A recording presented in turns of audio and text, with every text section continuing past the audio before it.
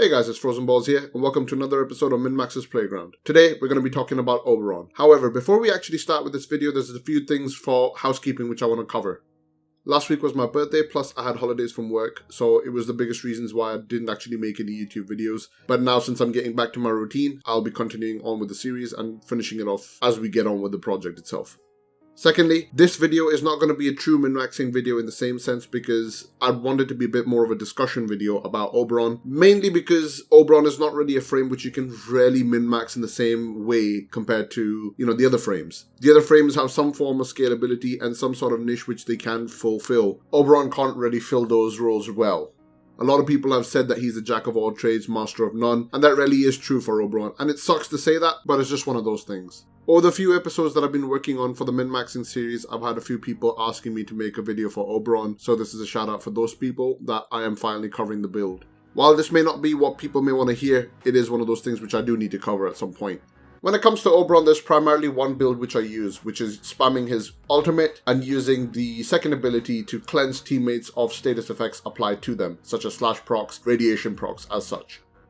This build revolves around a maximum duration hallowed ground and a good sized hallowed ground as well to remove status effects and to prevent team killing and such. This build revolves around using Reckoning, which is his ultimate, and it revolves around having a high power strength, maximum range, and a high efficiency so you can spam the ability itself. You don't necessarily need duration, since you can cast Hallowed Ground to cleanse your teammates, removing all status effects, and for that reason you don't really need maximum duration or even any duration for it, because once it's cleansed, it's cleansed. The build is pretty much straightforward. You build for a lot of power strength so you can spam your Reckoning. Maximum range means you have a lot of coverage for your ultimate, and efficiency means you can just spam your abilities over and over. For this particular reason, using Generic or Arcane Energized works very, very nicely for Oberon. For this particular build, I use a combination of Transient Fortitude, Power Drift, and a rank 7 Blind Rage. Alternatively, you could switch out Blind Rage for a max rank one, or you can also replace it with Energy Conversion. In the interest of being able to spam your abilities, you use a combination of Fleeting Expertise, Streamline, and Prime Flow. Overextended, Stretch, and Cunning Drift give you your maximum range, so that's exactly what you use, and Corrosive Projection is again the aura of choice. You literally just spam 4 and kill everything with Reckoning. Anything that doesn't die gets CC'd, so you can just keep spamming your abilities over and over so you can kill them. Reckoning has the further utility of applying a radiation proc to enemies that get caught by Reckoning, and any enemies killed by Reckoning have a chance of dropping a health orb.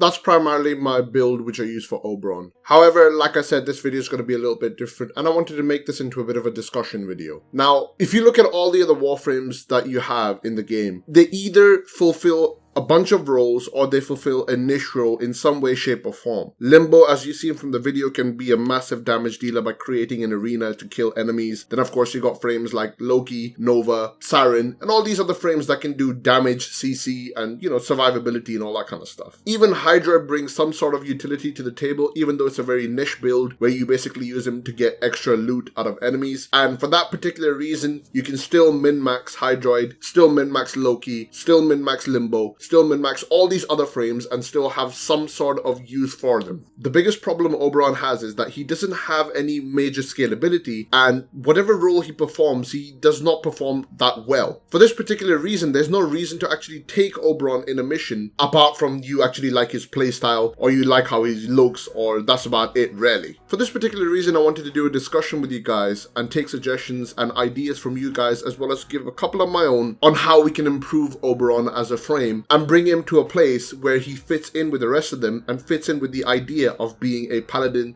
/ battle healer.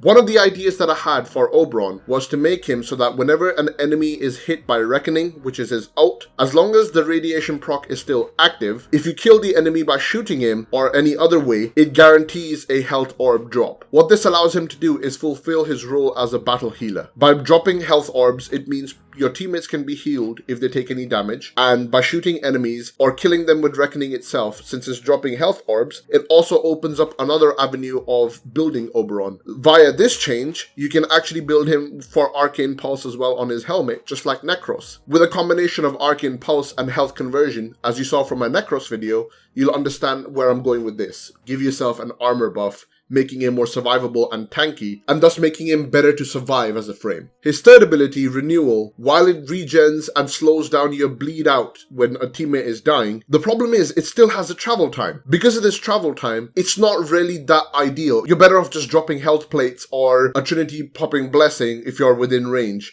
as opposed to, waiting for Oberon's thing to arrive to heal you over time, slowly. Or better yet, maybe even Arcane Grace would do a job better, or even Mediray. I actually had someone in the stream say to me that Mediray is a better healer than Oberon, which is kind of sad, but it's true. The way you've got Smite right now, you've got an augment which makes it into a buffing ability. Why is that a buff ability? He is a battle healer / paladin. He should be able to buff players without having to use an augment, without having to dedicate a mod slot for an augment that buffs team damage. Instead of being an augment, make it an innate thing, which is part of his ability, and if you use the ability on teammates, the shots that are fired out of Smite target your teammates or your sentinels or your pets and apply buffs to them to a lesser degree. So basically, if you have a teammate which you use your Smite buff on, it gives you a 100% damage bonus, and the small bonuses which your teammates get is, say, at 50%, just as an example. I like the idea of Hallowed Ground, but I think the implementation could be changed a little bit more. As opposed to getting an armor buff only when you're touching the ground inside Hallowed Ground, you can make it so that as long as you're in Hallowed Ground, it ramps up your armor buff and also gives you a higher resistance to status procs dealt by enemies. When you step out of the Hallowed Ground, the resistances and armor buff starts dropping by a certain percentage per second. As an example, call it 2% per second. So that way you've always got a reason for you to stay within or close to the carpet so that you can maintain those buffs, but it doesn't necessarily lock you down to the carpets, giving you extra flexibility in terms of playstyle as well. This also means that a player would be more inclined to build for a duration build as opposed to just building, for something to cleanse. That's it. Those are just some of the ideas that I had for Oberon as a way to increase his survivability, as a way for him to focus on his role as a battle healer. If you guys have any other ideas for Oberon, please leave them in the comments. I would love to hear back from you guys, and maybe we can compile a list of ideas that we can submit to DE, and maybe they might consider it and maybe improve the frame that everyone has a chance to like him and play him. I don't like the idea that there is a frame in the game that doesn't have any love given to him outside of a very small select group of people who play him because they like playing Oberon. I want to like Oberon, but because he doesn't fulfill any sort of niche for me, there's no reason for me to take him, and I kind of feel bad for that. Thank you very much for watching, guys. As usual, it's Frozenballz with another episode of Minmaxer's Playground. If you like what you see, make sure you leave a like, a comment, a subscribe, and I'll see you guys in the next one.